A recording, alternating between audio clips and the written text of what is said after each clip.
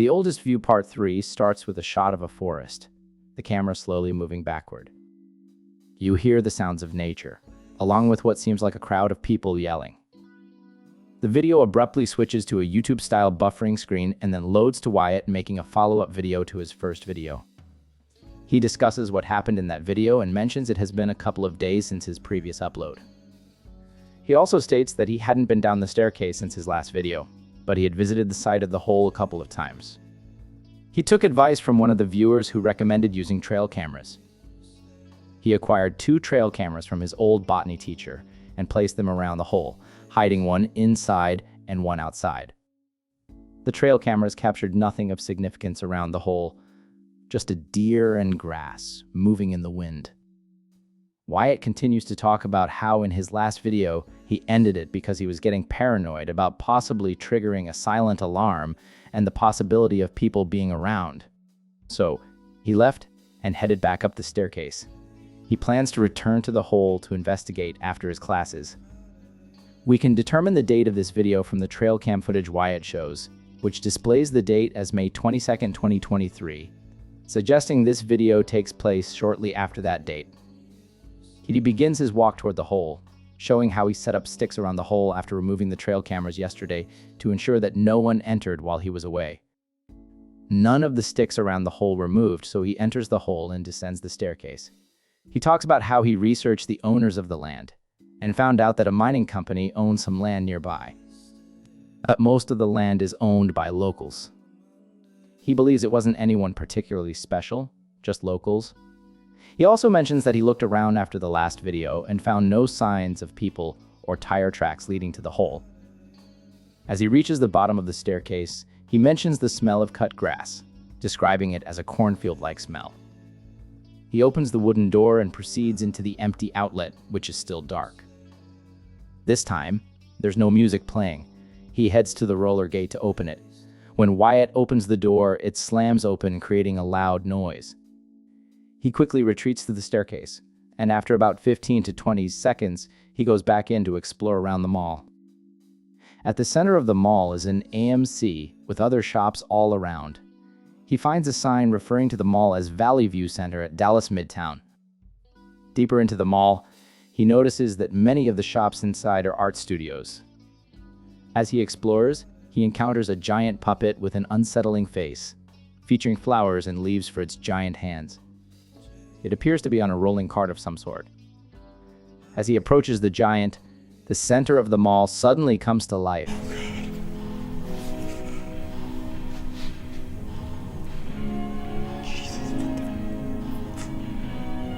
With the lights slowly turning on and the music starting. He starts to sneak his way back to the staircase, trying to avoid being seen by any possible people in the mall. As soon as he enters the empty outlet from where he came, he heads back to the wooden door. To his dismay, the staircase has collapsed and is filled with rubble. He attempts to move the rubble, but fails. After a moment, he realizes he has to head back into the mall to find another way to exit. As he re-enters the mall, he sees a glowing red exit sign above and starts to follow it to a possible exit. Along the way, he notices more art and display cases, and in front of one of the portraits are leaves left on the ground. He makes his way to the end of the illuminated exits, only to find that the mall is completely sealed underground. He heads back to the center of the mall, looking for another exit. As he reaches the center, he hears thunder above him, and some of the mall lights go out, while others flicker. The music has completely stopped, and on the other side of the mall, he sees the same giant, which has moved from its original location. He starts to move closer, going past an escalator. But when he passes the escalator, the giant is gone. This leaves him slightly confused, but he brushes it off. He looks for a directory board, hoping to find another exit on the map. After looking at the map, he starts to go down a different part of the mall, believing there's another exit that way. However, he only finds a kids section with a mini playground. He finds a roller fence gate leading into an art studio called Midtown Artist Studios. When he looks inside, all he can see is a dark forest, and he even hears bird sounds.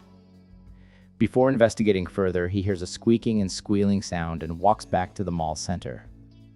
On his way back, Wyatt hears squeaky wheels behind him. He looks back and sees the giant right behind him, which startles him. He walks closer to it and says hello, thinking there was probably someone moving it around. After realizing there isn't any person, he starts walking back while keeping his eyes on it. After a while, he turns around to continue walking. He hears the rolling sound again and spins around to see that the giant has moved closer to him. He tells the giant that he is leaving and continues to walk backward while keeping an eye on it. This is when he fully realizes that there are no people involved with this. Suddenly, he hears thunder, and some lights go out, making him turn his back to it again. The statue then rolls toward him again. He spins around quickly to keep his eyes on it and keeps walking backward. He gets distracted by the thunder again, and the figure rolls toward him once more. This time, when Wyatt looks back, the giant continues to move toward him. Wyatt begins to run to the escalator. As he reaches the escalator, he proceeds to get halfway up before turning around to look at the giant. The giant does not go up the escalator and starts to roll away. Thunder can be heard again. Wyatt starts to plan an escape and quickly runs down the escalator in an attempt to go out another exit. While running, the giant begins to chase him. The exit that Wyatt was trying to get out is also blocked, and now he can no longer go back the way he came due to the giant coming from that direction. So, he slams his body against a nearby wood panel leading into a nearby shop. He gets inside before the giant can get to him. Inside, the shop is empty, and the room appears to be under construction. He runs deep into the back of the shop, which leads to the maintenance hallways. He hears the windows at the front of the shop getting smashed and runs down the hallways. He reaches the end of the hallway and goes through a door leading into another empty shop on a different side of the mall.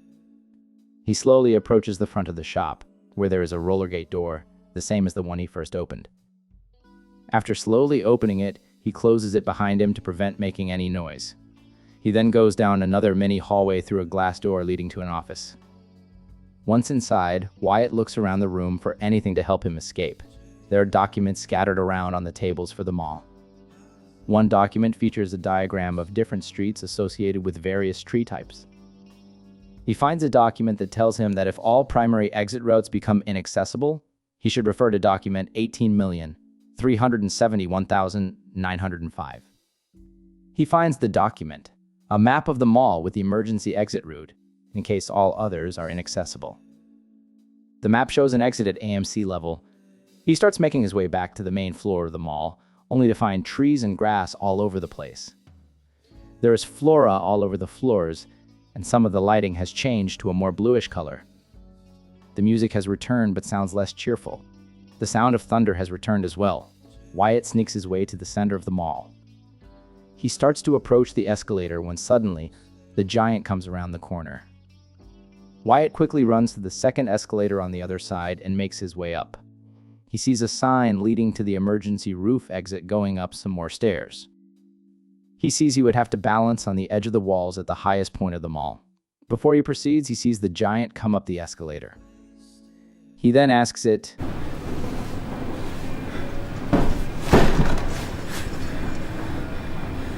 "What do you want?"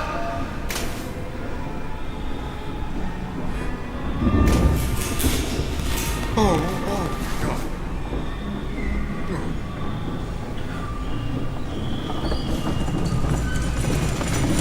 Oh. Wyatt understandably freaks out from this. As the giant rams its body toward Wyatt, he dodges it. The giant slams into the wall, causing the nearby walls to crack. Wyatt makes his way toward the emergency rooftop exit. Trying not to fall, he slowly makes his way to the exit. Wyatt turns to see the giant moving on the opposite side, rolling around. As he goes further, the giant is nowhere to be seen. Just as he gets to the door, we glimpse what appears to be the same staircase we saw at the beginning. However, as he puts his weight onto the metal support beam, it breaks, and he falls to the bottom of the mall, screaming for his life. The screen cuts to black, and the next thing we see is Wyatt's body. He is dead. It appears that Wyatt had somehow fallen into the same place as shown in the oldest view part 1, where everything is grayscale, excluding the color green. The frame changes, and we see the giant's face watching in the distance behind some trees, while thunder is heard again in the background. The video fades to black and ends. Additionally, there are some interesting facts related to this video. Revisiting the unknown, Wyatt's decision to return to the mall demonstrates a classic human trait, curiosity, combined with a drive to understand the inexplicable. This mirrors countless explorers or researchers in history and literature who, despite the risks, are drawn to uncover the mysteries of the unknown. The Rolling Giant. The antagonist of this video is actually a real-life art piece. Created by Kevin Obregon, The Rolling Giant was made for an art festival honoring important figures in Dallas history. It represents a French botanist by the name of Julien Reverchon, who lived in Dallas, hence the flower hands. The Valley View Mall. The mall that Wyatt finds himself trapped in was actually a real place. It was called the Valley View Center, located in Dallas, Texas. The Rolling Giant was stored in this mall until it was demolished in May 2023.